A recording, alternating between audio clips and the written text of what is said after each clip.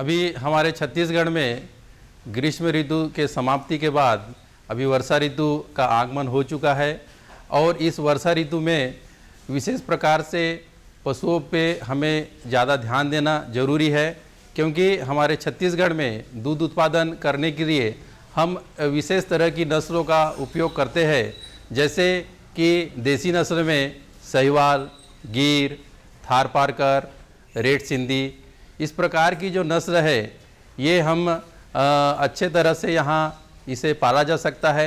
जैसे कि हम साहिवाल के बारे में यदि जानना चाहेंगे तो ये बहुत ही अच्छी नस्ल है और इसमें जो दूध उत्पादन है 8 से 10 लीटर, ज़्यादा से ज़्यादा 12 लीटर तक दूध उत्पादन एक पशुपालक ले सकता है। और इसके बाद जो दूसरी जो नस्ल है गिर, ये भी हमारे पशुपालक के लिए बहुत ही उपयोगी है और इसका दूध उत्पादन यदि देखा जाए तो 6 लीटर से 7 लीटर तक इसका दूध उत्पादन हम ले सकते हैं।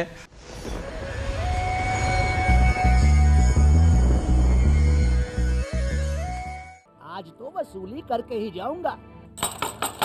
घनश्याम, अरे ओ घनश्याम, वो तो स्कूल गए हैं। स्कूल गया है। अरे बहाना तो ढंग का बनाती। हाँ लाला, मैं स्कूल ही गया था, फार्म स्कूल, जहाँ किसानों को सिखाई जाती है खेतों में पैदावार बढ़ाने की हर बात, जैसे मिट्टी के हिसाब से सही खाद, बढ़िया बीज और जरूरत के मुताबिक कीटनाशक, ताकि कम लागत में अधिक मुनाफा। ये पकड़ लाला, तेरा हिसाब साफ।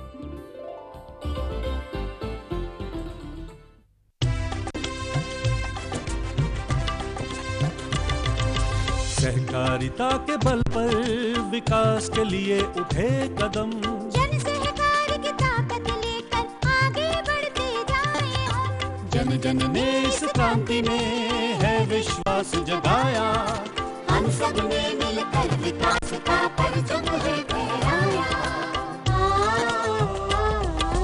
दूर जहाँ सूरज उगता उस धरती से मैदानों तक, हिम शिखरों के श्वेत बर्फ से हिंद महासागर तक। श्वेत क्रांति हो, हरित क्रांति या ग्राम विकास की बात, एकता ही धर्म हो, अब चाहे दिन हो या रात। कृषि मंत्रालय, भारत सरकार द्वारा जनहित में जारी।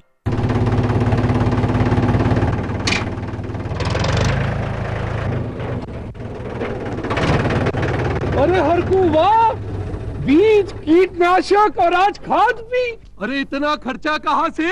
अरे खर्च की चिंता किसे है, मेरे पास है ये किसान क्रेडिट कार्ड। कार्ड? अरे बैंकों द्वारा जारी इस कार्ड से किसान उसकी सीमा तक की रकम कभी भी बैंक से निकलवा सकता है और खेती बाड़ी की सामग्री कभी भी खरीद सकता है। तो हरकू भैया एक कार्ड मेरे लिए भी। किसान क्रेडिट कार्ड के लिए नजदीकी बैंक से संपर्क करें और पाएं ढेर सारे लाभ।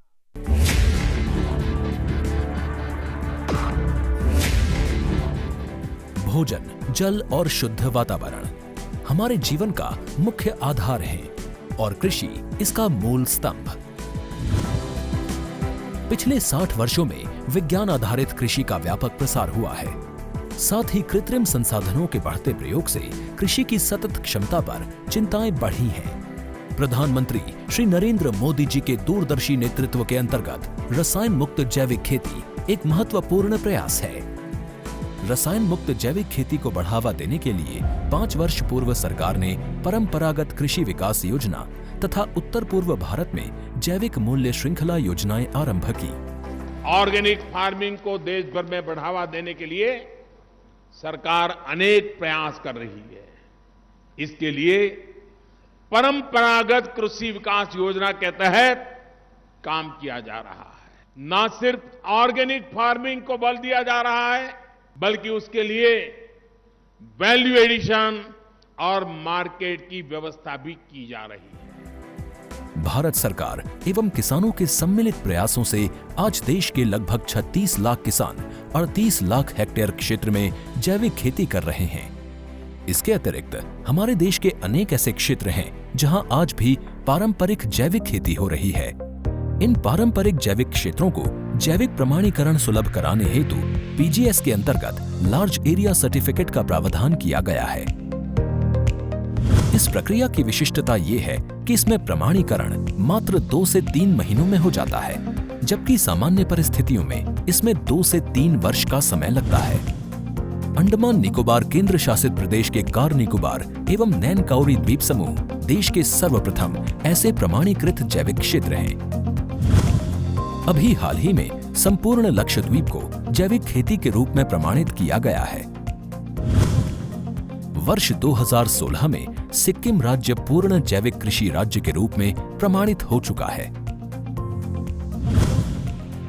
सुदूर उत्तर में हिमालय श्रृंखला के बीच स्थित लद्दाख ने भी पूर्ण जैविक के लक्ष्य की ओर बढ़ना शुरू कर दिया है। जैविक उत्पादों को बाजार सुलभ कराने तथा किसानों की उपभोक्ताओं तक पहुंच बनाने के लिए एक समर्पित जैविक खेती पोर्टल भी बनाया गया है। जैविक खेती पोर्टल के जानकारी मंच और विपणन मंच के माध्यम से किसानों को उच्च गुणवत्ता उत्पादन तथा बाजार उपलब्ध कराया जा रहा है। आशा है देश के सभी राज्य अपने जैविक क्षेत्रों का विस्तार करेंगे और देश में जैविक कृषि क्रांति को मजबूत करने में योगदान देंगे। जैविक उत्पादों की देश और विदेशों में बढ़ती मांग तथा जैविक उत्पादों का बढ़ता बाजार, किसानों की उपभोक्ताओं तक पहुंच तथा जैविक एफपीओ द्वारा जैविक कृषि व्यापार में भागीदारी हमारे किसानों को अपनी आय बढ़ाने का अवसर दे रहा है। पिछले 5 वर्षों में जैविक कृषि उत्पादों का निर्यात दोगुने से अधिक बढ़कर 7,000 करोड़ रुपए से अधिक का हो गया है और इसमें प्रतिवर्ष 20% से अधिक की वृद्धि हो रही है। उम्मीद है पारंपरिक क्षेत्र के किसान भी इस बढ़ते बाजार से लाभान्वित होंगे और जैविक कृषि आंदोलन को आगे बढ़ाएंगे। किसानों की मुस्कान समृद्ध हिंदुस्तान की है पहचान।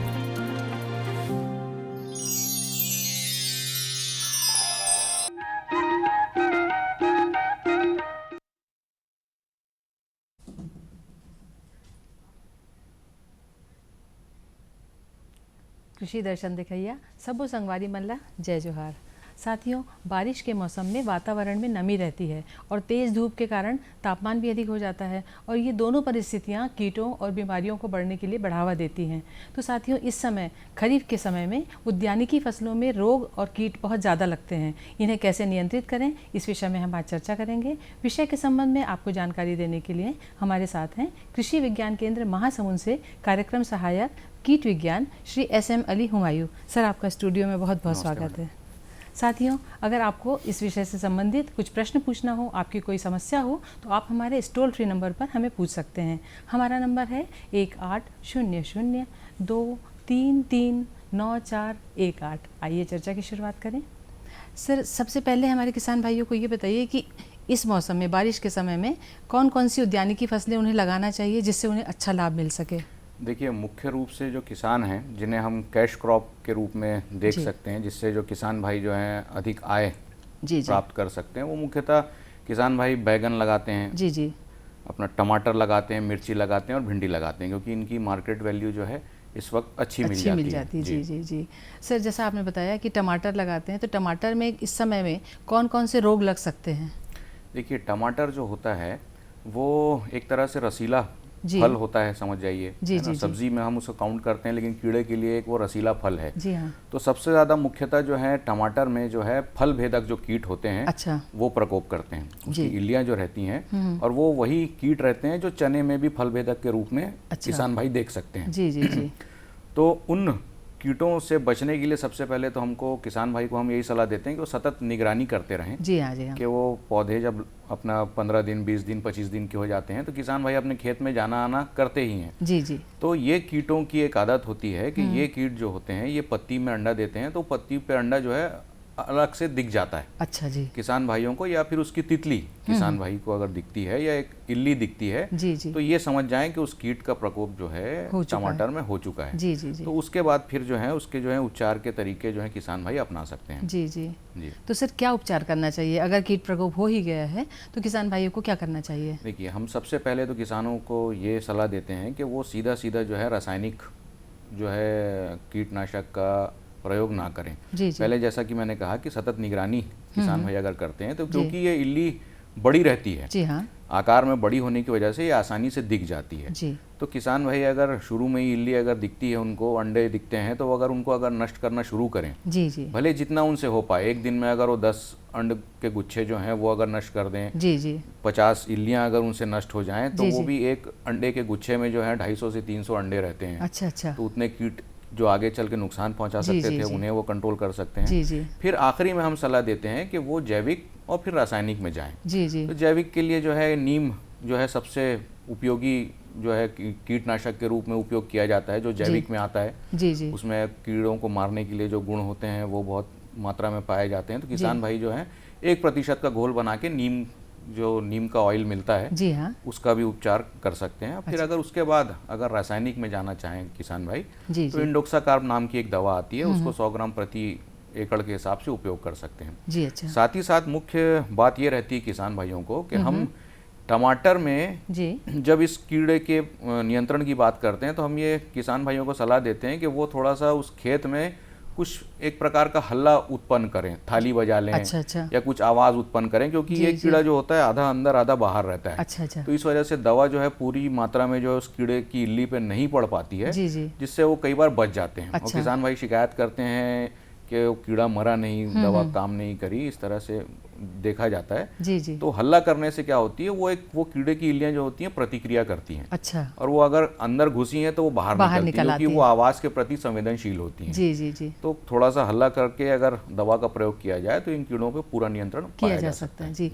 सर, ये बात हुई कीट की, और इसके अलावा कोई रोग भी हो सकता है फसल में? देखिए, टमाटर में रोग जो होते हैं वो मुख्यतः जो होता है वो जो पत्ती का मुरझाना, किसान भाई जो है लोकल भाषा में जो है वो पत्ती का मुरझाना या जी, जी, जी। सिकुड़न जिसको कहते हैं, वो भी जो होता है वायरस के थ्रू होता है। वो एक अच्छा। बीमारी रहती है वायरस, जी जी, लेकिन उसका फैलाव भी कीट की वजह से होता है। जो अच्छा। रस चूसक कीट होते हैं, जी जी, वो जो होते हैं वायरस को एक जगह से दूसरी जगह लेके जाते हैं। वो वायरस से ग्रसित पौधे से बैठते हैं स्वच्छ पौधे पे, स्वस्थ जी। पौधे पे, जी जी, और उधर जाके वायरस जो है फैलने लगता है। तो सबसे जी। पहले ये है कि अगर वायरस पत्ती मुड़ने का अगर संकेत दिखता है, तो सबसे जी। पहले तो हम सलाह देते हैं कि उस पौधे को किसान भाई उखाड़ लें जी जी, और कहीं दूर ले जाके उसको नष्ट कर दें। अच्छा। किसी खेत में ना डालें या अपने खेत में ना करें, ऐसी जी। जगह ले जाएं जहाँ पे वो फसल ना लगी हो, जी अच्छा, वहाँ ले जाके उसे वो नष्ट कर दें। उसके बाद जो है उस रस चूसक कीट के लिए आपको जो है दवा का उपचार करना पड़ेगा। अच्छा। तो मुख्यतः इसके लिए जो है थायोमेथॉक्सेम नाम की एक दवा आती है, जी जी, जो रस चूसक कीटों के लिए जो है बहुत कारगर होती है। तो जी। उसको जो है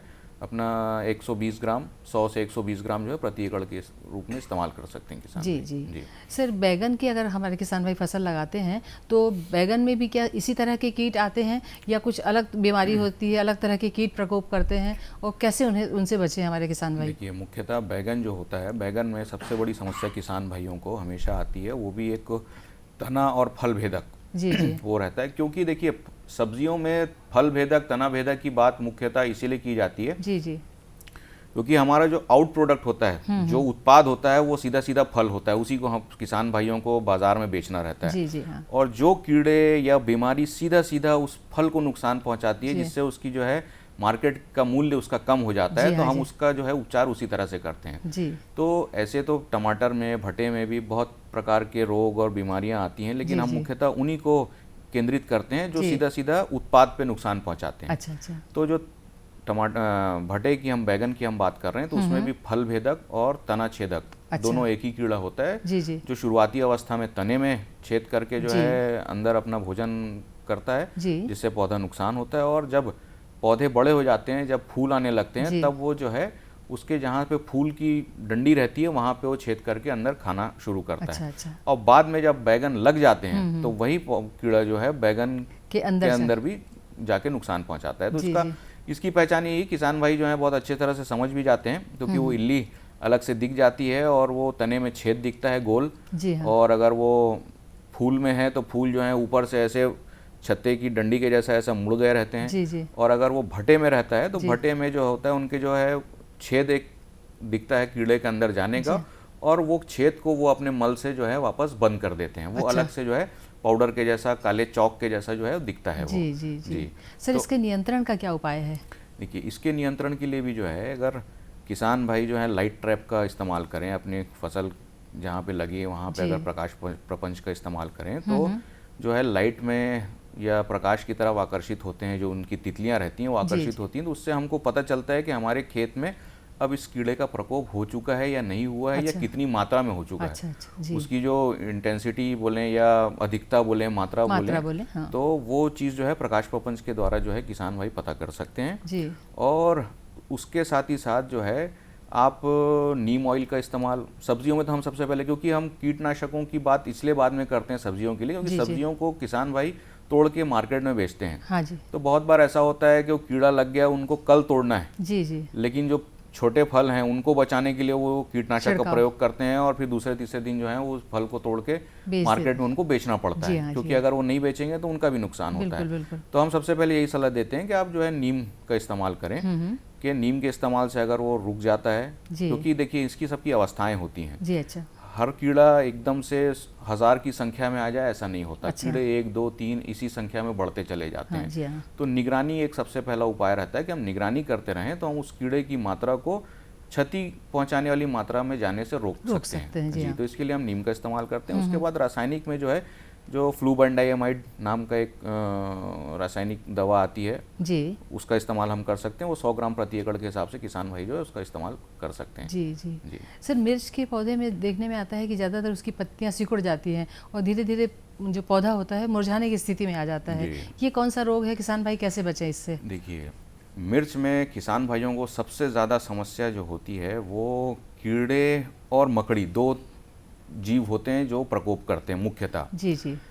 अब वो दोनों में पत्तियां मुरझा जाती हैं। अच्छा। किसान भाइयों को ये समझ में नहीं आता है कि ये किसकी वजह से है, उनको लगता है कि ये कीड़ा है। अच्छा। तो इसमें दोनों में दवाएं अलग अलग होती हैं। अच्छा। दोनों में दवाएं अलग अलग होती हैं, मतलब जैसे एक सर्दी की दवा अलग होती है और बुखार की दवा दोनों अलग होती है, उसी तरह से जो है मकड़ी और वो कीड़े दोनों की दवाएं अलग होती हैं। मकड़ी में कीड़े की दवा डालेंगे तो वो नहीं खत्म होने वाली, कीड़े में मकड़ी की दवा डालेंगे तो वो नहीं खत्म होगी। तो उसकी पहचान ये है कि किसान भाई ध्यान दें कि मिर्ची की पत्तियां अगर ऊपर की ओर मुड़ गई हैं, अच्छा, पत्ती मुड़ती हैं तो अगर ऊपर की ओर मुड़ी हैं तो वो जो है कीट का प्रकोप रहता है। अच्छा। और उसके अलावा अगर वो नीचे मुड़ी हैं, आड़ी टेढ़ी होकर नीचे की तरफ हैं तो वो मकड़ी का प्रकोप है। या दूसरे, मतलब मकड़ियों भी 2-3 प्रकार की रहती हैं, वो मकड़ियों के प्रकोप की वजह से होता है। तो सबसे पहले तो ये पहचान लें जी जी। या अगर उनको समझ में नहीं आता है तो नज़दीकी जो कृषि विज्ञान केंद्र हैं या कृषि वैज्ञानिक हैं, कॉलेज हैं, आजकल तो मतलब हर जगह एग्रीकल्चर पढ़े हुए हर ब्लॉक में हर जगह जो है स्टूडेंट हमारे उपलब्ध हैं जी जी। वो उसकी पहचान कर सकते हैं, या नज़दीकी अपना कृषि का जो भी उनका केंद्र है, कृषि विज्ञान केंद्र या कृषि विभाग है, वहाँ संपर्क कर सकते हैं। अब रही बात ये कि अगर पहचानने के बाद अगर थ्रिप्स जो हम कहते हैं, चेपा, अच्छा, चेपा या लोकल भाषा में उसको रस चूसक कीट कहते हैं किसान भाई जो हैं,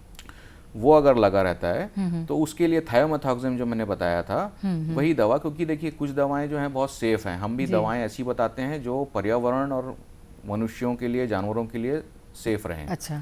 तो थायोमेथॉक्सम जो है उस दवा का प्रयोग कर सकते हैं, 10 ग्राम प्रति स्प्रेयर के हिसाब से मिला के जो है किसान भाई छिड़क सकते हैं जी जी। और अगर नीचे मुड़ी हुई पत्तियां हैं, मतलब वो मकड़ी है, तो उसके लिए इटॉक्साजोल करके एक दवा आती है जी, उसका प्रयोग कर सकते हैं। वो भी 10 ग्राम प्रति स्प्रेयर के हिसाब से किसान भाई मिला के छिड़क सकते हैं। बस पहचान ये रखें कि पत्ती ऊपर मुड़ी है कि नीचे मुड़ी है, इसका ध्यान रखें जी जी।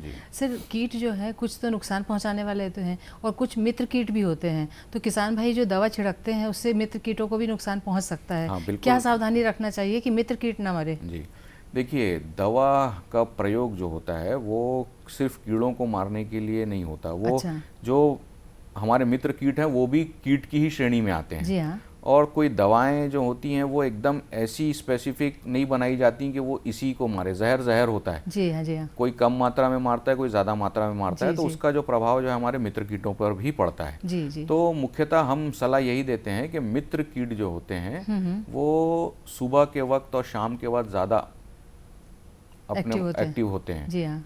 तो बहुत ज़्यादा एकदम सुबह दवा ना डालें और एकदम शाम को दवा का प्रयोग ना करें जी। हाँ, क्योंकि देखिए बहुत धूप तेज़ हो जाती है तो कीड़े भी अंदर चले जाते हैं। हम बहुत धूप हो जाने पे कीटनाशक, फफूंदीनाशक उसका भी प्रयोग करने मना करते हैं। लेकिन एकदम सुबह, जैसे एकदम ही सुबह होती है, किसान भाइयों को टाइम बचाना रहता है, तो बहुत सुबह जो है एकदम जैसे ही सूरज निकलने वाला रहता है उस वक्त भी स्प्रे कर देते हैं। तो वो थोड़ा सा ध्यान रखें, और एकदम जब सूरज डूबता रहता है उस वक्त जो है स्प्रे ना करें। तो उससे हमारे मित्र कीट जो हैं वो उसके संपर्क में कम आते हैं। और फिर भी हम सलाह ये देते हैं कि आप कीटों का आर्थिक क्षति स्तर पहचानें। अच्छा, कि कीट, जैसे मैंने कहा, निगरानी आप कर रहे हैं कि देखिए, अगर मैं किसान भाई से कहूं कि कीड़ा इतनी मात्रा में हो कि वो उस पौधे को नुकसान पहुंचा सके। अब अगर एक पौधे में अगर एक कीड़ा है तो उसमें दवा डालने से कोई मतलब नहीं है। अच्छा। उससे दवा का भी बचाव होता है, समय का बचाव होता है, और अन्यथा जहर का फैलाव कम हो जाता है। जी हाँ, जी हाँ। तो हर कीटों का एक आर्थिक क्षति स्तर बता के रखा गया है कि इतने स्तर पर जाने के बाद ही दवा का उपचार करें, अन्यथा ना करें। क्योंकि वो भी जीव हैं, उनको भी खाने पीने की जो है सबको रहती है। तो वो उन जीवों के लिए भी जो है उतनी मात्रा में रहने से, पौधे में रहने से हमें आर्थिक लाभ नहीं होता। आर्थिक लाभ नहीं कीड़े हैं वो तो नुकसान पहुंचाते हैं, लेकिन हमें आर्थिक लाभ नहीं होता। अगर जैसे इस कमरे में ही अगर 2-3 मच्छर हैं तो हम जबरदस्ती उसमें जो है मच्छरदानी या स्प्रे नहीं करेंगे। हम बहुत ज्यादा मच्छर हैं तभी हम उसका स्प्रे करेंगे, क्योंकि तब हमको उससे बचना है। तो इसी तरह से हम किसान भाइयों को भी सलाह देते हैं। सर, आपने आर्थिक लाभ और क्षति की बात की, तो हमारे कुछ किसान भाई अधिक आर्थिक लाभ लेने के लिए ज्यादा से ज्यादा खाद उर्वरक डालते हैं। क्या ये भी हमारे उद्यानिकी फसलों को नुकसान पहुंचाता है? देखिए, खाद का ऐसा है कि खाद हम सलाह देते हैं हमेशा कि अनुशंसित मात्रा में ही किसान भाई प्रयोग करें। क्योंकि अन्यथा खाद डालने से पौधे सिर्फ हरे होते हैं। उसमें उत्पादन में बहुत ज़्यादा फर्क नहीं आता, और पौधे हरे होने से उसमें कीटों के लिए आकर्षण का कारण बन जाता है वो। अच्छा। जितने पौधे रसीले होंगे, जितने हरे भरे होंगे, कीट उतने ज़्यादा आकर्षित होते हैं। तो हम यही सलाह देते हैं कि जो अनुशंसित मात्रा है, आजकल तो जगह जगह हर ब्लॉक में जो है मृदा परीक्षण प्रयोगशालाएं हो गई हैं, सॉइल टेस्टिंग कार्ड बन रहे हैं, सॉइल हेल्थ कार्ड बन रहे हैं। किसान भाई जो हैं उस पे आधारित जो है अपनी फसलों में जो है खाद का प्रयोग किया करें। जी। सर, एक और चीज़, हमारे किसान भाई फलों की जल्दी बढ़वार हो इसके लिए बहुत सारे टॉनिक यूज़ करते हैं, अपनी फसलों पर छिड़काव करते हैं, तो ये कितना नुकसानदेह है? देखिए, टॉनिक के लिए भी ऐसा है कि जिस तरह से बच्चे को हम, बच्चा जब होता है तो उसे हर तरह का जो है इंजेक्शन लगवाते हैं हर बीमारी से बचने के लिए, लेकिन उसका भी एक समय होता है। हम 1 महीने के बच्चे को पूरे 15 प्रकार के इंजेक्शन नहीं लगाते। तो उसी तरह से फसलों में भी किसान भाइयों को जो ग्रोथ रेगुलेटर्स हैं, अगर वो प्रयोग करना चाहते हैं तो उनकी भी कुछ अवस्थाएं आती हैं। जैसे गभोट अवस्था है, गभोट अवस्था आने के बाद। सर, पहले एक साथी का फोन सुन ले। हेलो जय जोहार संगवारी, काय बोल रहे हो? अपन के मानेश्वर बोला था कन्या बालाघाट ले। अच्छा, पूछो का पूछना चाहते? जानकारी ये ला नहीं रही से, जैसे हमारे आज खेत में मिर्ची फसल लगी हुई है। हाँ। तो अगर जो पत्ती मना ऊपर के ओर से, मतलब सुगड़ा से पत्ती मना मुड़ा से, तो हर बार का उपाय करें, जानकारी लेना रही। जी सर, बताइए। देखिए, नमस्कार गोविंद जी। आप सबसे पहले जो है वो मिर्ची के पौधे को आप एक सफ़ेद कागज़ लेके उस मिर्ची के पौधे को ज़ोर से उसको झटक के देखिए सफ़ेद कागज़ में। अगर आपको छोटे छोटे एकदम सुई की नोक के जैसे छोटे कीड़े अगर उसमें चलते हुए दिख रहे हैं तो ये मान के चलिए कि उसमें जो है थ्रिप्स का प्रकोप हो चुका है। थ्रिप्स नामक जो कीट होता है वो रस चूसता है, जिसकी वजह से जो है पत्तियाँ मुड़ जाती हैं। तो उसके लिए मैंने बताया कि थायोमेथॉक्सम जो दवा आती है उसको आप 10 ग्राम प्रति स्प्रेयर के हिसाब से जो है छिड़काव कर सकते हैं। जी। सर, आप हमको ये बता रहे थे कि आर्थिक लाभ के लिए जो फल में ज़्यादा टॉनिक दे दिया जाता है उसका क्या नुकसान होता है? जैसा कि मैं कह रहा था कि एक अवस्था होती है, जी, फसलों की एक अवस्था होती है जिस अवस्था में जो है उस टॉनिक का प्रयोग किया जा सकता है। हम हमेशा उसकी सलाह नहीं देते। अच्छा। क्योंकि ज़बरदस्ती पोषक देना भी नुकसानदेह होता है। जैसे एक बच्चा है वो भोजन के रूप में सारे पोषक तत्व खा रहा है, तो उसे ज़बरदस्ती ऊपर से सप्लीमेंट देना, ज़बरदस्ती प्रोटीन देना, ये ठीक नहीं होता। तो उसी तरह से जो हम पौधों के लिए भी मना करते हैं। तो किसान भाई जब फल झड़ने लगें, फूल झड़ने लगते हैं, 5% 10% पौधों की वो निगरानी करेंगे, 5% या 10% जो है फूल फल झड़ रहे हैं, तब जो है टॉनिक का इस्तेमाल कर लें, जिससे कि फूल और फल जो है बधे रह सकते हैं। अन्यथा हम हर अवस्था में जो है टॉनिक का प्रयोग करने के लिए मना करते हैं। जी। सर, रासायनिक जो कीट नियंत्रक रहते हैं वो नुकसान करते हैं, क्या कुछ जैविक कीट नियंत्रक हैं या कुछ घरेलू उपाय हैं जिनसे कीट को नियंत्रित किया जा सके या कुछ रोगों को नियंत्रित किया जा सके? देखिए, कि रसायन से अलग हट करके हम बहुत सारे जो हैं प्रयोग किए जा चुके हैं और किसान भाइयों को हम सलाह देते भी हैं जी जी जी कि जैसा ये रहता है कि हम गहरी जुताई और गहरी जुताई है, नीम का प्रयोग कर सकते हैं। जी जी हुमायूं सर, आप हमारे स्टूडियो में आए, हमारे किसान भाइयों को बहुत अच्छी जानकारी दी, आपका बहुत बहुत धन्यवाद। साथियों, नया विषय नई जानकारी के साथ आपसे फिर मिलेंगे, तब तक के लिए आज्ञा दीजिए। नमस्कार।